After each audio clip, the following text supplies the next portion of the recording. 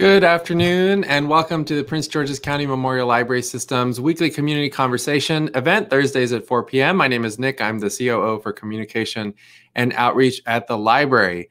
Today we have a very special event being presented by our partners and friends at the Prince George's County Human Relations Commission, which is our county's civil rights enforcement and education agency. We are celebrating and commemorating Ramadan, and we're going to learn a lot about the tradition and how we can all come to acknowledge and recognize and respect it if we are not necessarily of the Muslim faith. We're going to be joined by a wonderful colleague who has joined us in the Women in Faith series, of which this is an event as well, Women in Faith, Diverse Voices Speak. And so we're going to be joined by Rama Abdul-Alim, who is the Executive Director of Karama, which serves the community here in the Washington, D.C. area and beyond. Ms. Abdul-Alim was raised in Philadelphia and was an active member in Masjid Allah in Philadelphia during her youth. Apologies if I didn't pronounce that very well. She is a product of the Philadelphia public school system and also a proud graduate of the Philadelphia High School for Girls. She went on to study at Duke University with a double major in religion and sociology and a certificate in markets and management studies. And yes, those are all related. And she obtained her JD from the University of Michigan Law School, which is, of course, very impressive, and worked at a top international corporate law firm for 14 years and has represented clients in a variety of types of cases and certainly an advocate for the wellness of humans generally through the legal system and the justice system.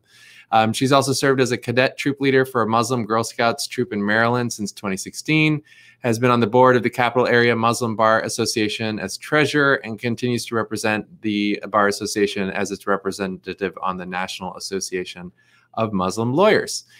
Presently, she is executive director of Karama, Muslim Women Lawyers for Human Rights, where she works to create a global network of advocates knowledgeable about the gender equitable principles of Islam and are able to advance the cause of Muslim women's rights in legal and social environments.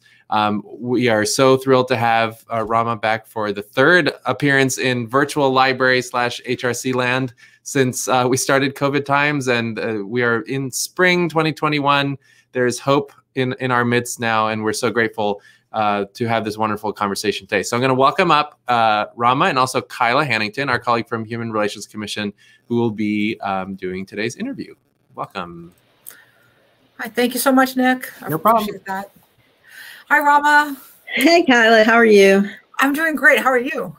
I am excited. This is like our favorite time of year when Ramadan is coming. It's like, okay, it's almost here. What do we need? And so I'm excited to be here today. I am so excited that you're here and to learn more about Ramadan, about which, I confess that I do not know a huge amount. So I'm wondering if we can just actually start with you telling us, maybe just in broad strokes, like, what is Ramadan? Okay, well, Ramadan is a month in the Islamic calendar, but it is one of the favorite months for all Muslims, because that's the month where the Holy Quran was first revealed to Prophet Muhammad, peace and blessings be upon him. So every year we celebrate that with a month of fasting. And it's really a month of reconnecting with your community, reconnecting with your soul, reconnecting with your religion. It's like some things you might slack off other times of the year, but during Ramadan, you come back with like a full fervor of like, okay, I'm a Muslim and this is what I'm going to do. It's Ramadan. So I jokingly tell my non-Muslim friends, you always know that there's some Christians that you only see at Christmas or only see at Easter. For my Jewish friends, I'm like, you have some friends that you only see at the high holidays. It's similar for Ramadan. There's some Muslims that you only see during Ramadan. And it's like, oh, you're reconnecting. So Ramadan is that kind of important. It's like the highest time of the year for Muslims. And it's really a way for us to reconnect every year. So it's a joyful time. Yes, it's a joyful holiday. It's something to be celebrated. It's something, so it's a celebration and very community oriented. So right now with COVID, that has really affected us because during Ramadan, it's like the lack of sleep is expected because you are on the go for so long and you're like fasting all day, and then you break your fast, and then you're going to different events at night, and then you're doing extra prayers at night. And because we live here in the US and everything doesn't shut down for Ramadan, then we're going back to our regular jobs. So it's like we're doing all of this stuff at night, but still are really doing our regular 9 to 5 the rest of the time. So it is the time of year that we're like really like going all out for a month. And then a lot of people crash afterwards, like, okay, the month is over. So I know that it changed. So Ramadan's coming up. So first of all, when is it coming right now? Okay, so let's step back of why we don't know exactly when it is. Okay, yeah. Because some people are like, oh, I saw it on my calendar that I got from Staples, and it says this date. Ramadan is the Islamic calendar is a lunar calendar. So it's based on the sighting of the moon. And so every year, some people are like, we'll just do it by mathematical calculations. This is when it's supposed to start. Some Muslims say, unless someone in my community actually sees the new moon, sees the crescent moon starting, we won't start fasting. So usually that means that there are a few days that Muslims might start fasting. So right now, if you look at the calendar, most calendars will say Ramadan is starting on April 13th. So officially starts the night of the 12th, but the first day of fasting will be the 13th. I've seen some things today that people are like, well, the chances of actually seeing it aren't great, so we probably won't be starting until the 14th.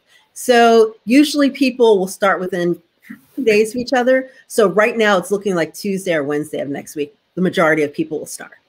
So is that like globally in the sense that in terms of like not necessarily having a fixed day, like actually seeing the crescent moon? Well, so it's because, there are Muslims all over the world. So there's some people who, we live here in the DC area who are like, if the people in Saudi Arabia start today, we're starting today. Okay. So there's some people who are like that. There's some people are like, I don't care what they saw over in Saudi Arabia. If nobody on the East Coast of the United States has seen it, or even the West Coast, and nobody in the United States has seen it, we're not fasting until someone in the United States has seen it. So that's why it's always, not the same. So you'll have certain communities that are like, we go straight by mathematical calculation. This is when we're starting. A lot of people start that day. Usually that means because everybody doesn't start that day, that we may not end on the same day because the month is 29 or 30 days. But as long as you start on a day apart, you can either fast 29 or 30 days. Okay. Okay. So how does that impact well, I have so much I want to talk about. So I don't want to like jump to the end of the book here, but I know that there's celebrations and I want to talk about the celebrations, but just going back to the date, how does the uncertainty of date impact, planning for celebrations? Well, so I think of it as a celebration because I'm a kid at heart and my niece is 7.5, that every night for Muslims is a celebration because you have fasted another day. So usually that means that the community that you are in, you usually start fasting with your community so that every night when you're breaking the fast, there's someone to break fast with, someone who is celebrating with you the end of the day of fasting. So usually different communities here in the DC area start on different days, but usually you start with the rest of the people in your community so that the first day of fasting is ended. And this year, like last year, it'll be a lot of drive-through iftars. So you will drive up to the masjid, you'll pop your trunk, they'll put food in your trunk, food and water in your trunk, and then you'll go home and actually have it at home. When it's not COVID, it is a time for everyone to come to the masjid to, break fast together, to pray together. Kids are having fun and hanging out.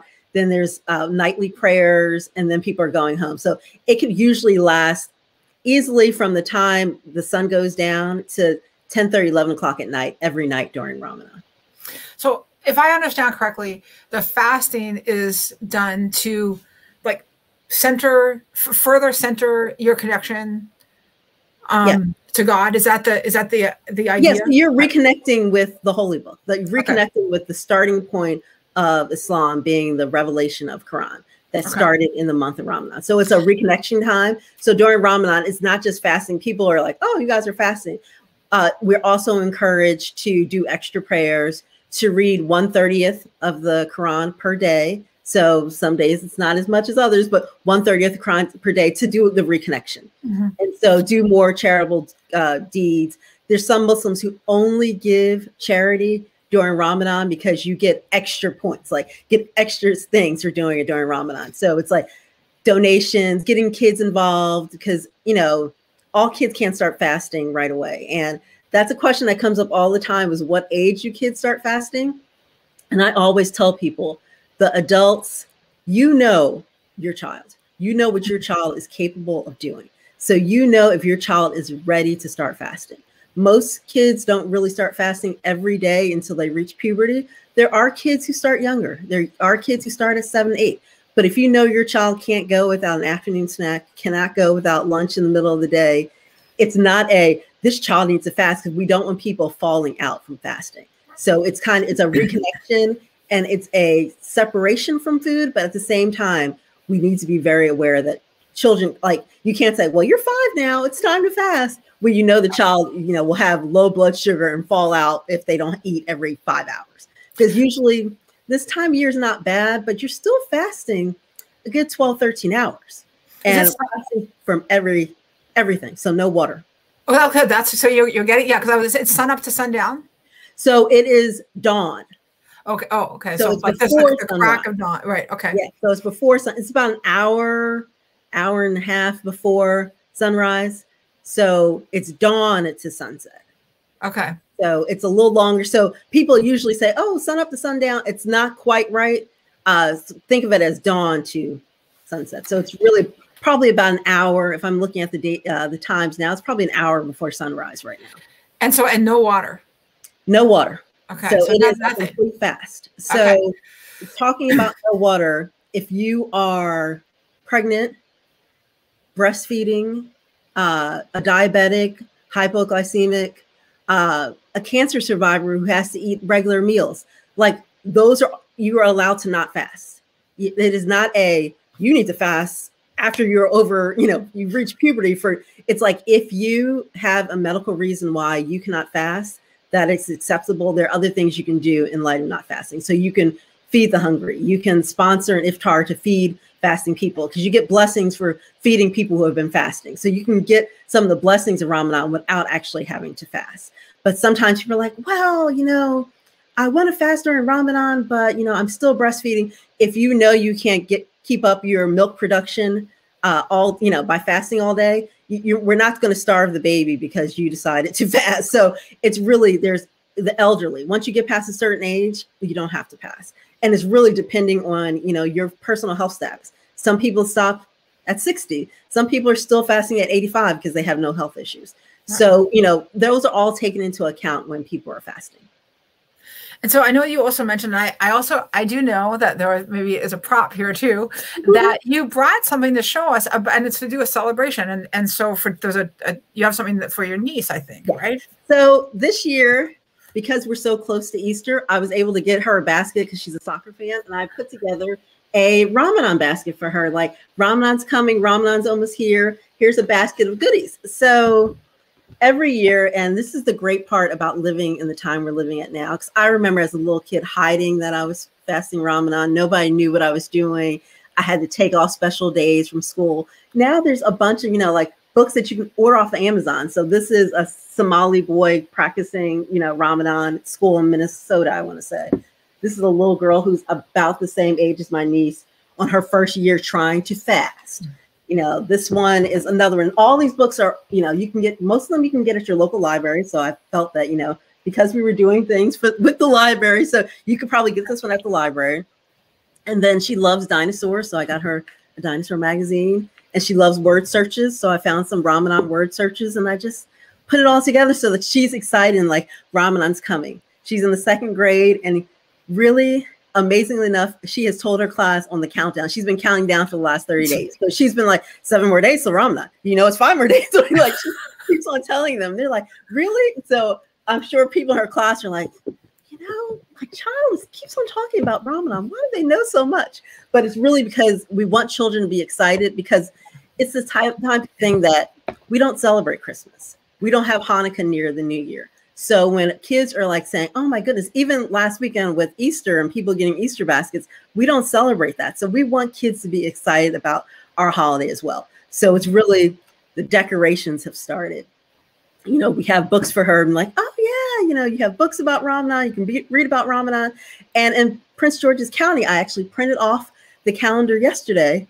I believe this is the first year, it might be the second, but Ramadan is listed on the school calendar, the start of Ramadan, the end of Ramadan, and Eid al-Fitr, which is the celebration at the end of Ramadan, is actually a holiday.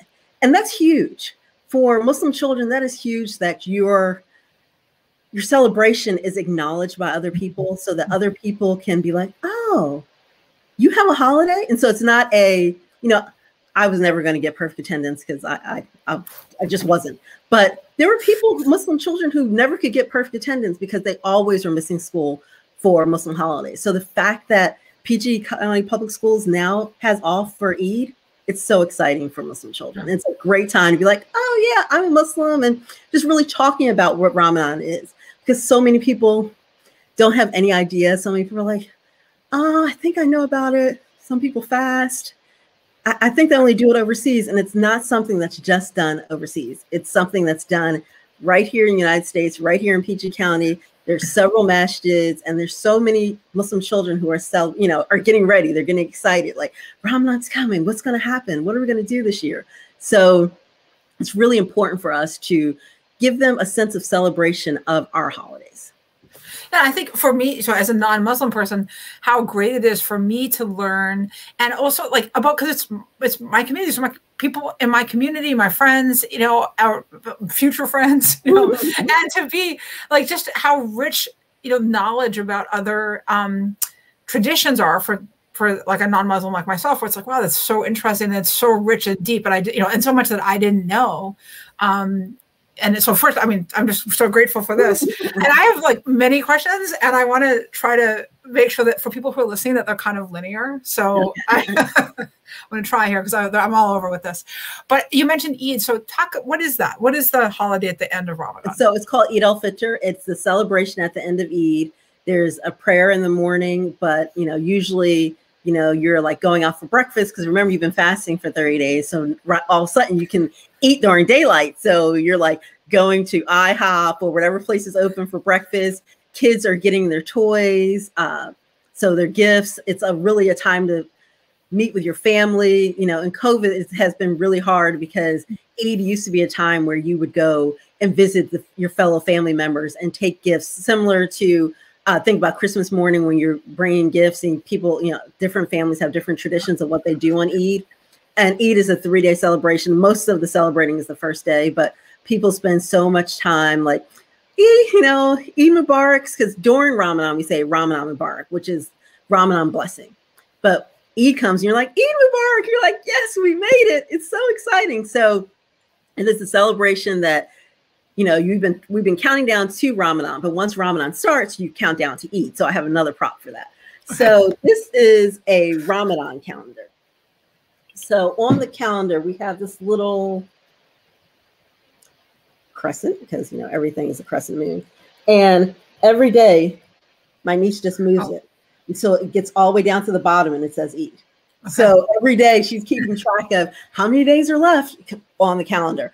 And these things, a lot of people have these kind of decorations at the house. Some people are much fancier than me, and they do like homemade. They create their own calendar that their kids put up there on the wall. And they're just like, they have little things every day, little sayings, a good deed to do for the day. So since my niece is 7, we would probably put a little slip of paper of something like smile at all your friends today, do your chores without being asked, set the table, like little good deeds to do. Like a couple of days, it definitely will be go through all your toys that you haven't played with in the last year, because we're going to be donating them to other children in order for you to get new toys. So that'll be several days of the 29. It's probably 5 days of, did you go through all your toys? Did you go through every single one of them? So, just good deeds for them to really think about other people during Ramadan, because it's really important to think about the charity that everybody's not going to get great gifts at the end of Ramadan. So a lot of the masjids, which is our holy places, a lot of people call it mosque, but mosque is really a French word. Masjid is the Arabic word, give out toys. So there'll be some masjids that you will go do a drive-through Eid, and they'll put a toy in the back of your car saying, oh, girl or boy, what age range, we'll put a toy back there. And groups like Islamic Relief do a lot of toys during Ramadan. Like they collect toys from different communities and then they distribute it at the end of the month. So I just want to, sorry, I want to just clarify. So I should not, or I should work to say, can you say it for me again? Masjid? Masjid. Yeah, masjid instead of mosque. I mean, mosque is fine if everybody knows that. But, you know, when you hear Muslims talk about it, people are like, what's a masjid? It's like, well, you say mosque, but we say masjid. So usually they're, you know, unless they're called Islamic centers, a lot of them are called masjid something, you know. I used to live in Atlanta. It was the Atlanta Masjid, you know, like, so usually have, you know, I want to say PGMA. I think that actually stands for Prince George's Muslim Association, but they're all masjids, places where Muslims congregate to make prayer. So is there, so for those of us who are not Muslim, how can we support? How can we be better friends and citizens and neighbors? Okay, so I'm okay with you saying Happy Ramadan. I do not feel the need for you to say Ramadan Mubarak. Saying Happy Ramadan, I have a friend who went to school with a lot of Muslims years ago, and I can still remember when we first started working together, and she said Happy Ramadan. I'm like, you know about Ramadan? She's like, yeah, I went to school with a bunch of Muslims. And so saying Happy Ramadan is great. Acknowledging that there might be, you know, like you guys talk about, we all talk about the afternoon slump. It might be more draining for Muslims. So just asking Muslim colleagues, do you want us to schedule meetings in the morning instead of the afternoon? Because, you know, by late afternoon, I mean, especially the first few days, most of us who live here in the United States, we drink a lot of caffeine. So you have a huge caffeine withdrawal headache the first couple of days of Ramadan. So really being cognizant that, you know, do we need to switch around the schedule? Do we have, you know, like our staff meeting is always 1 to 2 on Fridays, but during Ramadan, I really want to be able to go to the masjid for Jummah services, or even do Jummah services online. You know, just asking like, what could we do to make it easier for you to fast? So small changes. So we're not saying, don't come to work at all, you know, switch my schedule so you're working nighttime, but just little things like, what time are you freshest? Because I know you're fasting. You know, I know that you can't drink any water. If you have to give this presentation, is it best for you to do it at 10 o'clock in the morning where you're still like, okay, you know, I start fasting at 5:30, so I'm still good. The better than, you know, say at 5:30 when you're just like, I'm on fumes. I'm just trying to get to, and, you know, a lot of Muslims take that late afternoon nap too, just to get to the end of the day. So just asking, you know, saying, oh, Happy Ramadan. What can I do? You know, what can I do? And for kids to just ask their Muslim friends, like, tell me about Ramadan, because most little kids would be so happy to share. They have plenty of books. Most, you know, Curious George has a Ramadan book. You know, my niece from the time she was in pre-K would tell everybody about it. She would tell her whole class. She was like, do you want me to present on it? So it's really the kind of thing that children are so excited, and just asking like, tell me more about Ramadan instead of making assumptions, because so many people are like, oh, I know about Ramadan. I'm not going to ask. I'm not going to say anything. But we want you to acknowledge the holiday because it's a very big deal for us. That's good to know, because I'm sure that there are some people, and maybe even some people listening, who have that kind of like awkwardness, you know, don't want to say the wrong thing, and is Happy Ramadan rude, or, you know, so that's very helpful. No, Happy Ramadan is fine. I mean, some people are like, oh, well, can they say, you know, Ramadan Mubarak is Ramadan blessings? But I mean, I'm a person that if you don't know Arabic, don't try to be like, oh, you know, Ramadan Kareem, and you're like, is it Kareem or Karen? It's easier to just say Happy Ramadan, and they'll be like, oh, thank you. That should be the response that you get from a Muslim who's fasting is, oh, thank you. Because during Ramadan, we're just not fasting from food. We're trying to fast from all of the bad things we do during the year. So I'm a person who have road rage issues. So during Ramadan, I'm trying not to yell at the other drivers. I'm trying to be, you know, you're just trying to reconnect and be a better person all around with good deeds. You're not trying to be mean to other people. So for kids, you're trying not to fight with other people.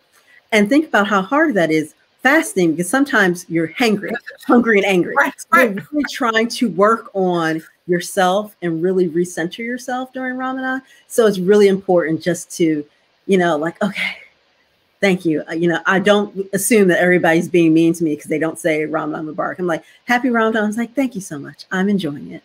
But it's not to be, you know, some people are like, well, can you still come to lunch? Most adults, once they hit a certain age, have been to so many lunch meetings during Ramadan that doesn't bother them. You know, so many adults are feeding children who aren't fasting. So being around food is not horrible. Some people are like, oh, can I eat in front of you? I mean, that's something to ask. You know, I'm at the stage now where I'm like, you can eat in front of me because like I've been fasting for so many years that, it doesn't bother me. But young kids, their first year fasting, it might be hard for them. I can still remember my first year fasting. I told my teacher I was fasting and he was like, well, do you want to go to the lunchroom? I said, I'd rather not. He was like, you could stay. And, back then when you used to get the chalkboard and the erasers that had like the young kids don't know what I'm talking about, but the chalkboard, he let me clean the chalkboard. Young kids are missing out. I mean, that would be so much fun. And, remember everybody used to like fight over who was going to do it. Mm-hmm. And he let me stay, in the classroom because he knew I was fasting. And so things like that, as for a new faster, that's hard. So for even, new Muslims, it could be hard to be around people who, are eating when you're fasting for the first time because you're like, oh my gosh, they're eating exactly what I want. But I will tell you a secret that I have is that if I see somebody eating something that I really like, I'm like, it's on my list of things to eat when I break my fast. I was just thinking that. Can you be like, okay. Yeah. I'm like, that's on my list. I'm like, I'm going to get a chocolate bar. And so some days it'll be like, what do you want for dinner? I was like, well, I saw somebody with this earlier. That's exactly what I want. So it really, but some people it doesn't bother them. Some people have very cultural things that they eat every single Ramadan, every single day during Ramadan. The only thing that probably crosses ethnicities, crosses the world is that most people break the fast with a date because Prophet Muhammad broke the fast with a date. And dates are such a great, I don't think they're officially superfoods, but eating a date doesn't spike your blood sugar as fast as other things. It's like a slow rise. So people do dates in water, dates in Gatorade if people get up their electrolyte. Some people do a lot of fruit, something that's like a slow, like usually you don't break your fast with a candy bar because that shot of chocolate will be way too much to, for someone on an empty stomach. So it's really something small date to break your fast, a thing of water, to really start your body moving because your body's like, wait a second, it's been hours since you do anything. Making that prayer and then eating dinner. So I've been fortunate enough to have been invited to an iftar, and I'm wondering if you can talk about that tradition, and is it every night, and how do people decide who to invite and all of that? If you can tell us about that. Yes. So every day the morning meal is called sahur. So because it is at dawn and you are at your own home, most of the time sahur is just you and your immediate family, or just you if you live by yourself. But iftar is at night. That's when you break the fast. And so it is such a blessing to feed fellow fasters. So usually people are like, oh, they have different series of friends that they invite. Some people are like, we'll go to my family tonight, your family another night. There's some people who eat iftar meals at the masjid, at different masjids throughout the DC area entire month. Some people are like, I am not cooking. We will find a place to get food. And really during Ramadan, there's a place for Muslims to get food at iftar around this area. So, I mean, it used to be a lot of the embassies would have iftars that you had to be invited to. Some of the federal agencies would have iftars. So you're always like, okay, where is tonight's iftar? Is that the kind of food I like?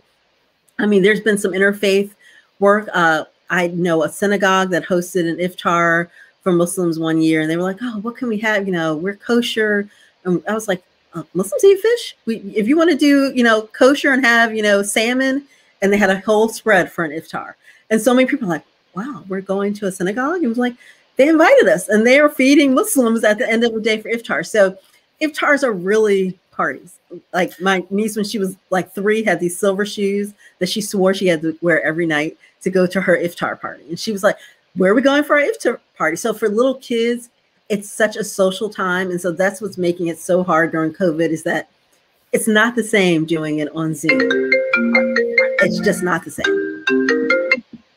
So it's really important that people enjoy the time and really talk about what Ramadan means to family, and really kind of be like, okay, this is what I'm going to do during Ramadan to celebrate.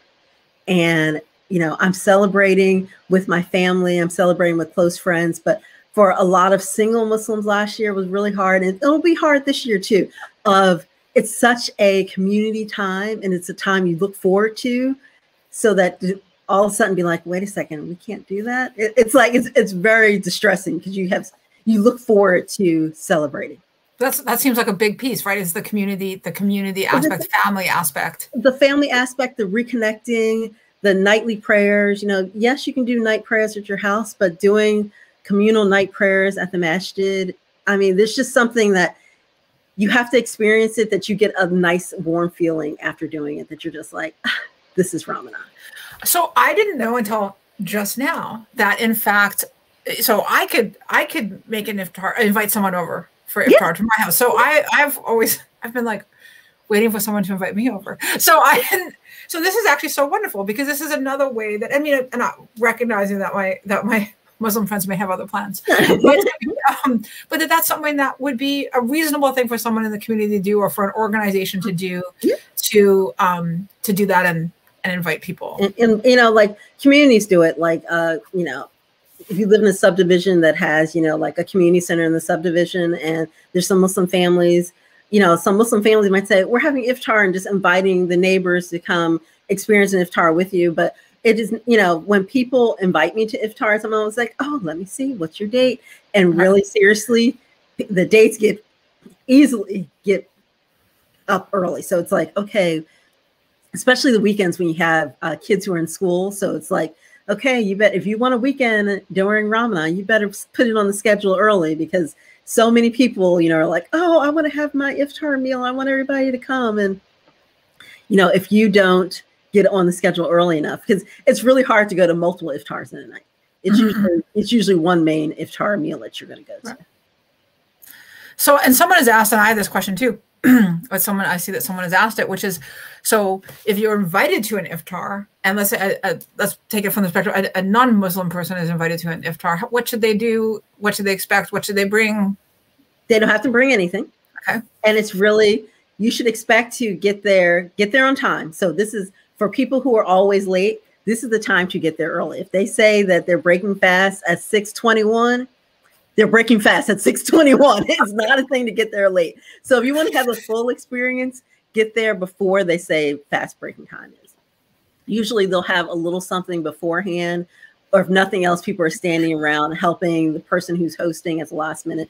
But one thing Muslims are very clear on during Ramadan, they break the fast on time. So it's if it says 6:21 is when that prayer comes in, 6:21 is when they break the fast. So if you're a person who's always late and shows up at 7 o'clock, you're gonna be like, is the food almost gone? Yes, because we started eating it.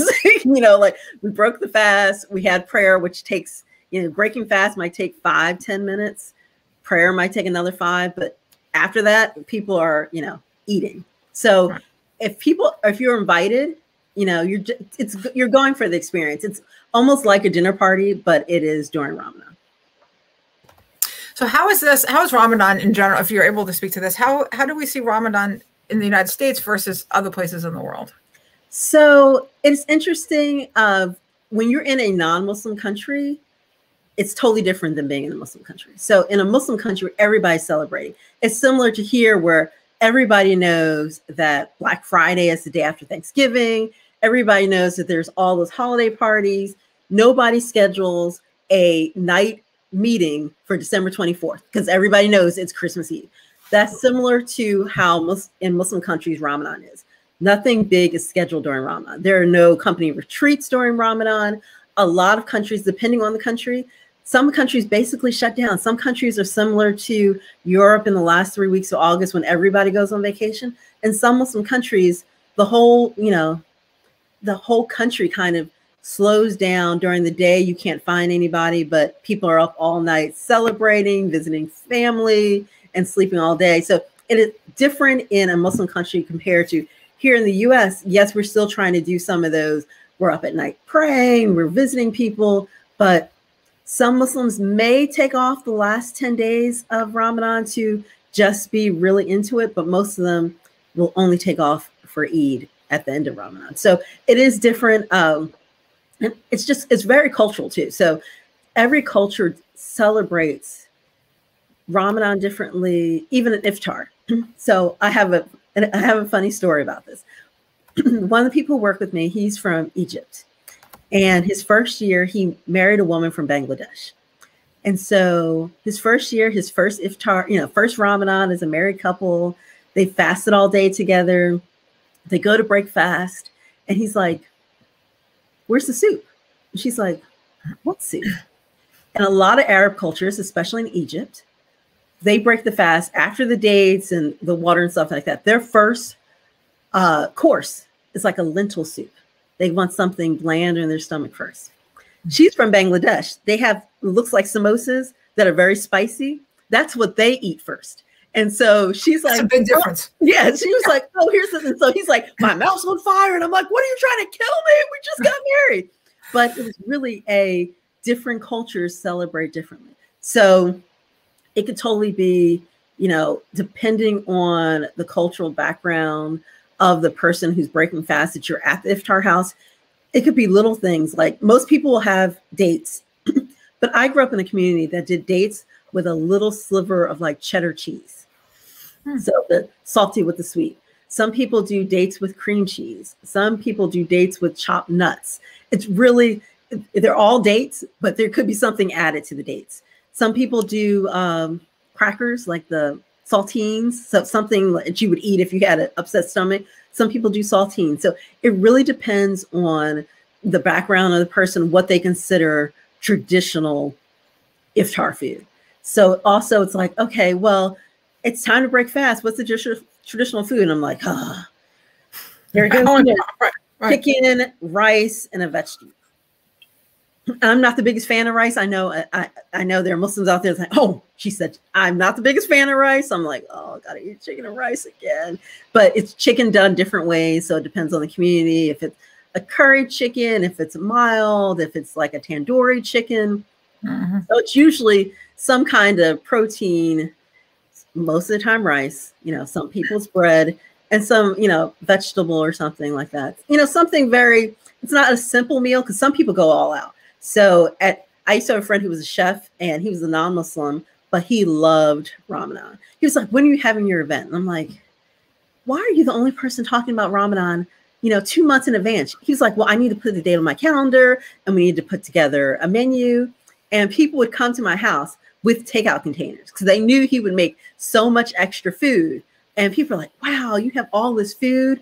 But he was always so excited about Ramadan. And that's what I always loved about him. He was such a great friend, was that he was excited about feeding the Muslims because he was like, I know that they will be so grateful for the meal and that they're going to be like, can I take some home? And he would have to-go containers. And for a chef, seeing people enjoying your food is like something real. So he would look forward to it.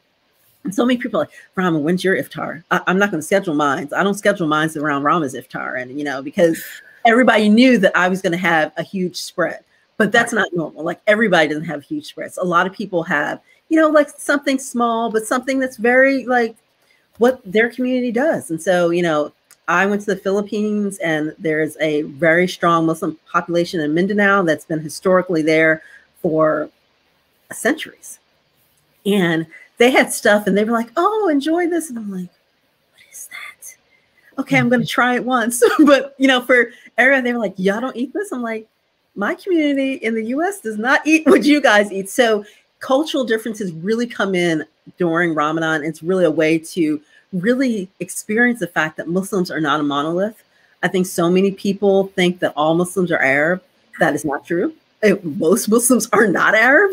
So there are so many different rich traditions. It really depends on, where your ancestry is from and how you really celebrate Ramadan. So, all Muslims celebrate slightly differently. The things that are the same are the month, the dates, the fasting itself. So speaking of different cultures, I know that you also have a picture that I'm hoping Nick can put up of a wreath, right? We have a wreath. So can you talk about this? Hopefully, he's going to put it up in just a moment. I'm African-American and my parents converted to Islam before I was born. And my community they started out in the Nation of Islam. They came to Sunni Islam in the 70s. And so we have really created African-American Muslim traditions that are different from traditions of African Americans. So this is kente cloth wreath that we're going to put up on our door, and in the middle it says Ramadan Mubarak. But people who are from Indonesia would be like, that's not what I would put up, you know, like, or, you know, if you're from Arab country, you're like, that's not my tradition. And even from African countries, they could be like, oh, I would never mix those two because those are from two different, you know, countries in Africa who don't get along. But as an African American, we kind of take the entire continent. So we kind of bring together our own traditions. So having something like this is our wreath that, you know, like we put up on our door to celebrate being African American Muslims. And so, you know, other Muslims will be like, oh, I put up a crescent.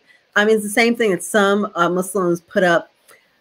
You know, it's like a crescent shaped tree, similar to a Christmas tree, but it's shaped like a crescent moon. Some people put those up for their kids to hang ornaments on. So it's really based on the traditions that you grew up in. So, excuse me, I'm sorry.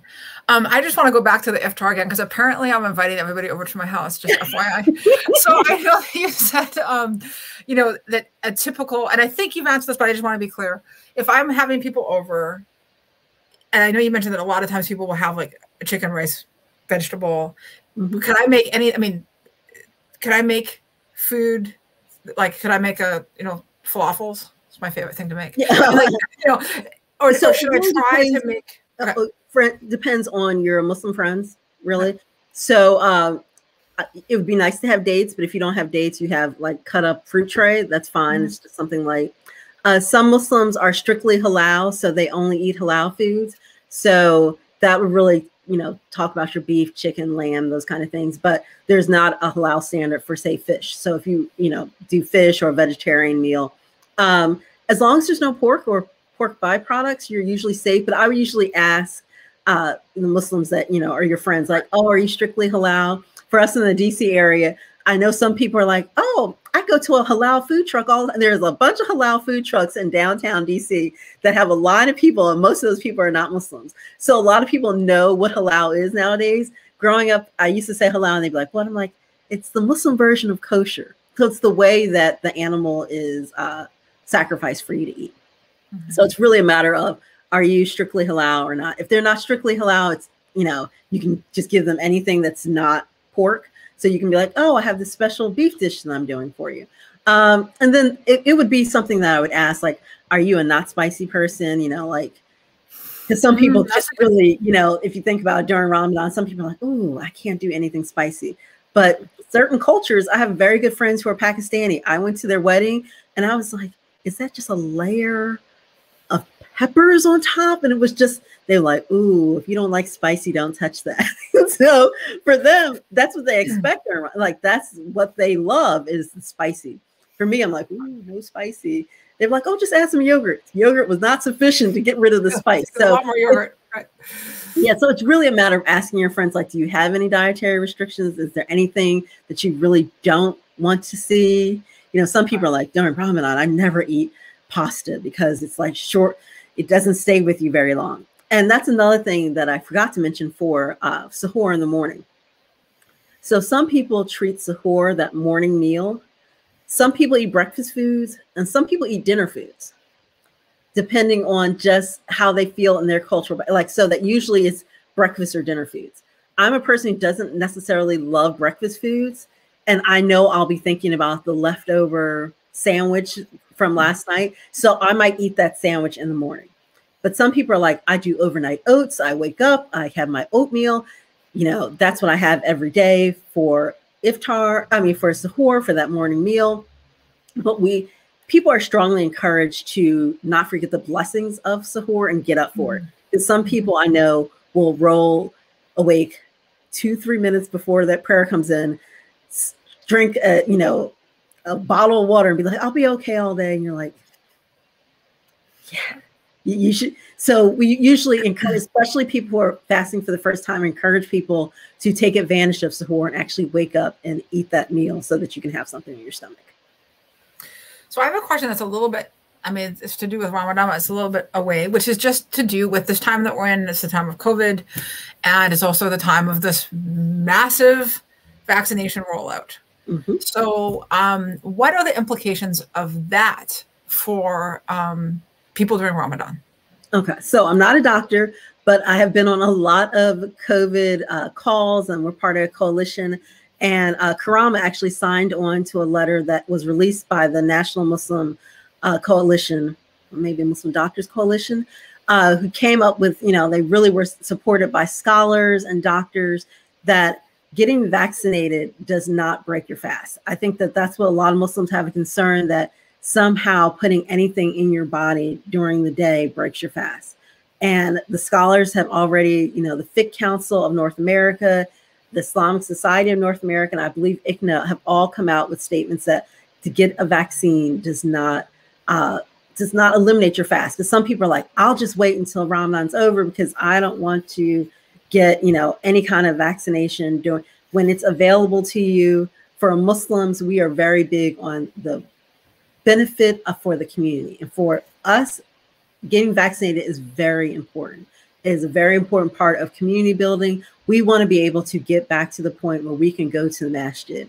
We want to get back to the point that, I'm not sure, for people who've never been to the masjid, you might not have seen this, but men shake hands, they give the bro hug.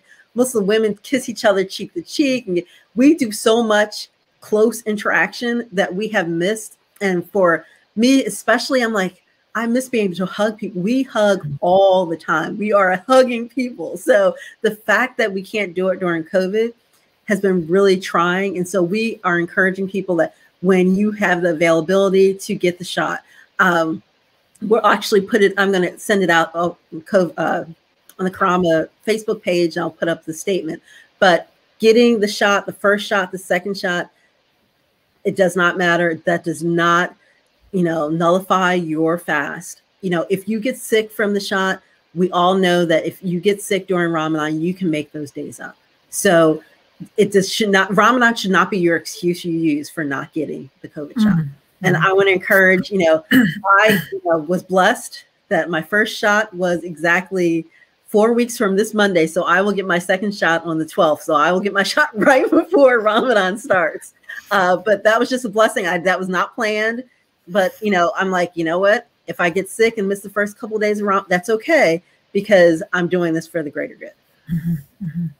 I just want to say, if anybody is watching and they have any questions, they'd like to type them into the chat, whether you're watching on Facebook, Twitter, or YouTube. Our friend Nick from the library will make sure that we get them and try to get to them and answer them before we're out of time. There is one already that is to do with, and I think Nick's actually going to put some on the screen. And here we go. There we go. We got one. What do you take with you if you're invited for an iftar? You don't have to bring anything. You really don't have to bring it, because for Muslims, we feel that we get blessings for feeding people, especially feeding people who are, have been fasting all day. So when people would come to my house and when I invite people over, I don't want them to bring anything. I'm like, are you trying to take some of my blessings? I want to get that blessing from feeding you. So you don't have to bring anything over. If you really feel the need to bring something, you can bring a dessert, but just keep in mind that everybody doesn't really eat dessert sometimes during Ramadan, because people's stomachs are not, our eyes are bigger than our stomachs. So all day I've been planning, I'm like, ooh, I'm going to get that cheesesteak, and then I'm going to have chips, then I'm going to have this, and this.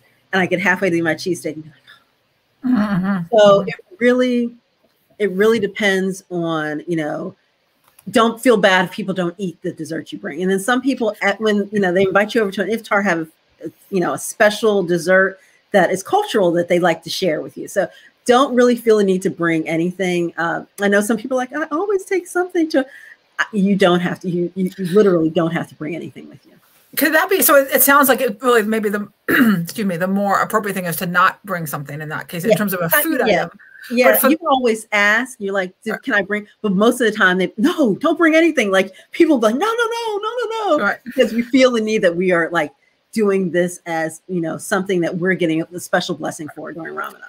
So for somebody who really just was like, I cannot go to someone's house without bringing something, like, can they bring flowers? Like, is there, that kind of thing? Or they can, yeah. So the thing is, you can bring, if you have a special bread, that you make and you're bringing to share, that's fine. You can bring something, but just know that it's not required, that you might be the only person who brings it.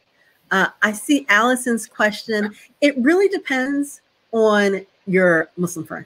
And it is really an individual situation. I don't keep strictly halal. So, you know, you don't have to especially go out and get kosher meat, but I'll eat kosher meat too. But there'll be, you know, I have friends that they only eat halal. So they ask, even when they go to Muslim town, is this halal? If it's not halal, I'm not eating it. So it really is a very individual. It really depends on the person that you're inviting. I think that's tell them like, hey, you know, I'm making this, you know, special beef dish, but it is kosher. It's not halal. Because they might ask. That's the kind of thing that they might ask while they're there. I think that is a really good point too, that not everybody who's Muslim eats halal. That's not necessarily. And there's no rhyme or reason on who does and who doesn't. So it's not even, well, maybe it's because you're an African-American Muslim that you don't, there will be plenty of Muslims from other places. From Saudi Arabia, people will come like, no, Allah has given us all this food in the world. The only thing he says we can't eat is pork. So I'm not limiting myself to, you know, only halal. So it is very individual. So we have another question here asking you to speak to the meaning of halal meat and zabiha. Yes, zabiha and the relationship between the two. They're really close, very similar. It's really the way that the animal was slaughtered and what is said. And zabiha is like a little level above. So halal is kind of much more generic. Zabiha is a little better. So some people like, not only do they not just eat halal, but they like, is it zabiha? And so that's really the relationship between the two. But really, halal is sufficient for most people. But it is a really personal decision.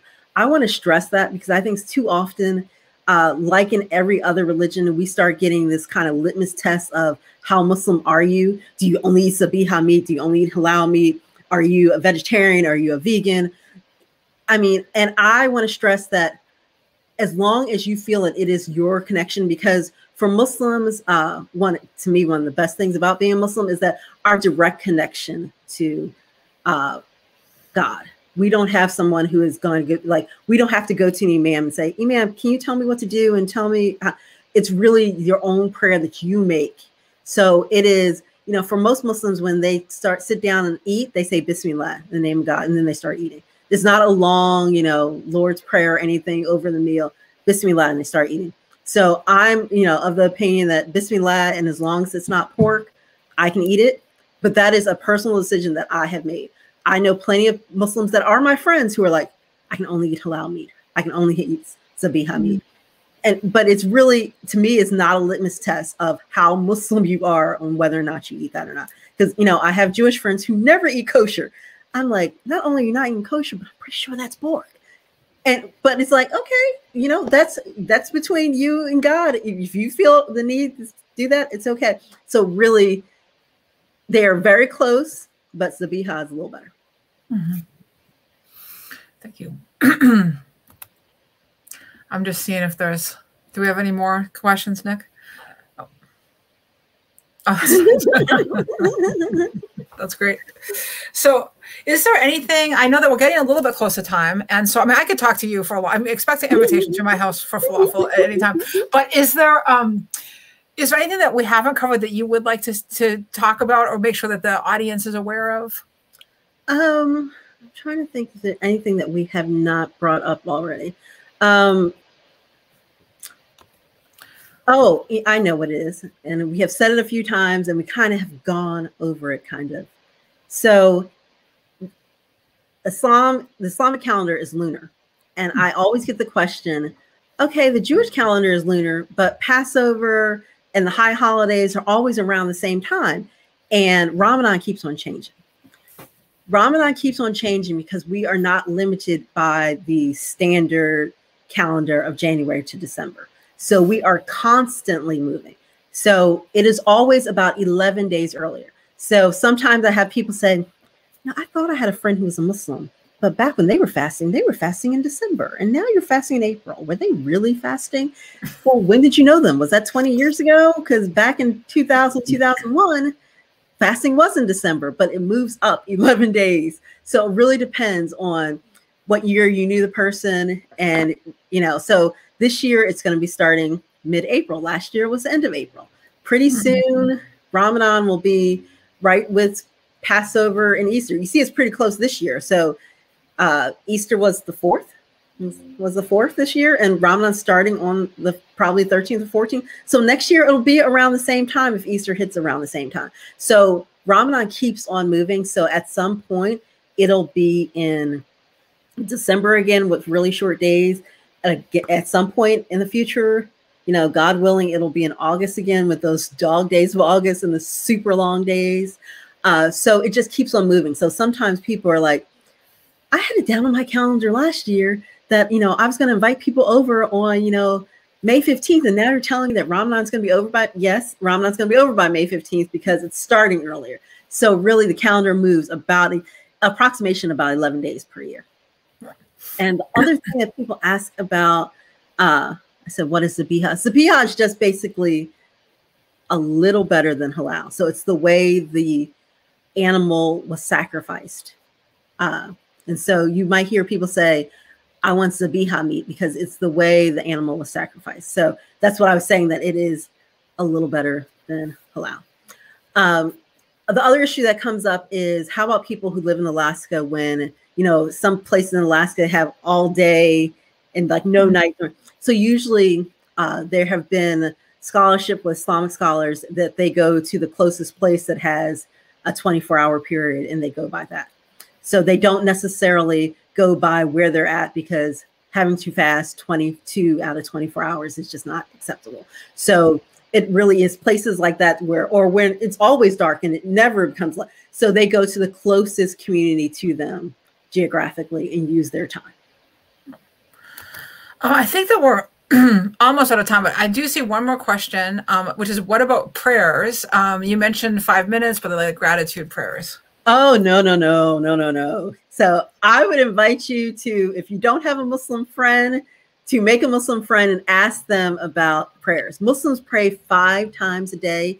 Each prayer has prostrations. It takes, we always say, it only takes about 5 minutes, and you shouldn't miss any because it only takes about 5 minutes. Some of them can be longer, but say the morning prayer is only 2 prostrations. They're called 2 rakats. And so that's probably the fastest one.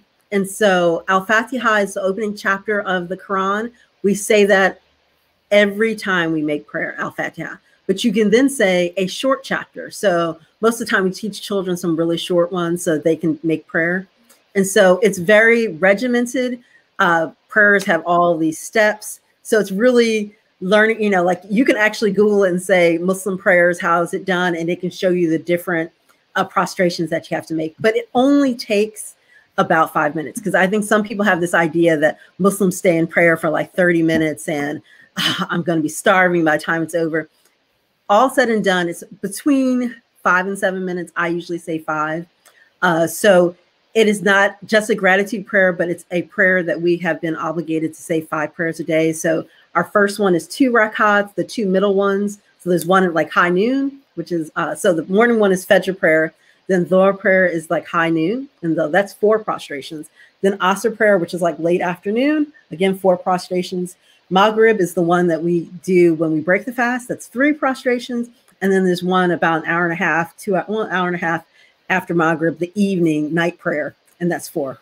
So that's 4 and 4, 12, 15, 17 prostrations altogether for the day. So this has been, I mean, I'm just so sorry that because we are out of time. And I do have to, so first of all, I want to thank you so much for coming and being with us again for your, as Nick said, for your 3rd time. You've just been a wonderful guest. And this has been fascinating to me. And I hope that we can connect again and keep talking, because there's so much that you bring that I'm personally fascinated in, and I think is also great for our wider community. So thank you so much. And I want to bring Nick up. I know he's going to give some brief closing remarks, but I also really want to thank the library system for making this community conversation space available to us. It's just such an honor to be able to share the space with you. So thank you very much to the Prince George's County Memorial Library System and to Nick. Totally. Thank you. Thank you both. This is really fascinating. And you know, I know it's something special for someone from a community being willing to kind of answer basic questions for those of us who are on the outside. And that takes a lot of grace to be comfortable doing that. So we really appreciate you being willing to help bring others of us along so that we can be better neighbors and friends. So this has been really wonderful. We are grateful to the Human Relations Commission, also to Rama for the conversation, of course, and also for the ongoing Women in Faith Diverse Voices Speak series. Before we go, I just want to give a plug for a few things. First off, if you do not have a Prince George's County Memorial Library System library card, you are missing out on the best darn ebook, e-audiobook collection in the DMV. And I know I'm biased, but it is true. We have our own collection. Montgomery County decided to follow suit recently. Everyone else in Maryland is on the state consortium. We have the shortest wait times on the popular titles. We also have a much more awesome, inclusive, eclectic collection than everyone else, I think. So, and the other perk with that is that you do not have to be a county resident in order to get one of our virtual library cards. And if you are a library super nerd, you can get a library card to about 10 different libraries in the area and power through all of their ebook collections. So visit our website at pgcmls.info for all of the good access to the ebooks and such. Before we go, I just want to plug a few of our upcoming events, some of which are with the Human Relations Commission and others which are not, but we're all one happy family, so it's all kind of the same at this point. So Tuesday night next week, we are really thrilled to be hosting the National Book Launch event for author Alina Boyden, whose new fantasy novel Gifting Fire is published on Tuesday, April 3rd by Penguin Random House. Huge deal that we're getting to host that national launch event. So check that out at 7 p.m. Also coming up, we have a new weekly series on Wednesdays at 4 p.m. in April of bilingual virtual workshops for teens presented in English and Spanish. These are things on like Microsoft Office competencies and other things like that that will help you with work and school and all the above. We're coming back at the end of the month with several events with the Human Relations Commission. On April 21st, we're talking about the Academy Stories and Admissions Project with Ellen Ann Fentress, W. Ralph Eubanks, and Paulette Boudreau. That's 4/21 at 7 p.m. And then we have the return of The Elephant We Don't See Diversity Dialogue on April 27th. We'll be discussing the miseducation of the Negro. And then because that's not enough, we'll be back on April 29th to discuss Asian Pacific American bias, which is, of course, a dire and urgent problem that we all need to kind of wrap our brains around and do a better job of standing up for our neighbors. So much more to come. Happy Thursday. It's Friday Eve. We made it. Be safe. Be well, everyone. If you need help getting a vaccine, call the library's hotline, which is, I'm going to give you the number, and I'm not going to give you the wrong number, so I'm going to pull it up just to make sure. It's 240-392-3622, 240-392-3622. We can help you in English and Spanish to get you on pre-registration lists and hopefully find you a vaccine appointment very quickly, regardless of the provider type. So check that out and be safe, everyone. Bye-bye. Thank you. Bye. Thanks.